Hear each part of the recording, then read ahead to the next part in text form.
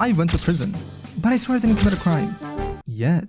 I'm a streamer. I'm fated to do something stupid at some point, but so far so good. However, I was locked in a torture solitary prison cell not too long ago. So I was on the city tour, and one of the main attraction sites was an old World War high security torture prison. I'm going to spare you all of the boring details, but one thing led to another and now we're in front of this underground cage. It had an exposed ceiling to let all the elements abuse you, nowhere to sit, and the floor was dirt, so when it rains, and it was a rainy day that day, it gets very muddy. So you kind of have to stand the entire time you're in that cell, while also looking at your fellow inmates hanging out in the courtside, for a little bit of emotional damage, I guess. Now here's where things get messy. The tour guide thought it was a good idea for one of us to walk in and have a look, so the rest of us kind of sees how a real prisoner would look like. And given the cell is called a tiger cage, and I'm a tiger enjoyer, I volunteered. But what I didn't know is that the tour guide closed the cell door after me for comedic value because he thought it would be a funny bit for the other tourists for some reason. Now this is all harmless until you realize that there is a massive red warning sign on the door that literally says in all caps, "Do not close." And apparently Mr. Comedian over here didn't even know, since this prison has been out of service for decades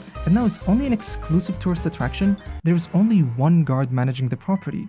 So to open the door, they need to call over this manager and find the correct key for that specific cell out of hundreds of keys. So they informed this guard about opening the door and didn't even wait for me to finish the tour. And one thing to note here is that the prison activity was the first thing on that city tour schedule for that day, and it was supposed to only be for 1 hour. I stood there for 3 hours, waiting for them to open the door. But after all that wait and having a quite enjoyable broken English conversation with the guard, complaining about the situation we're both in, it was already time for lunch. But little did I know, the group not only did they not wait for me to proceed with the prison tour, but they finished the next planned activity as well and moved on to the restaurant where lunch was planned. And to add insult to injury, they asked the cops to escort me to the restaurant to meet up with them because the bus driver couldn't be bothered to come pick me up.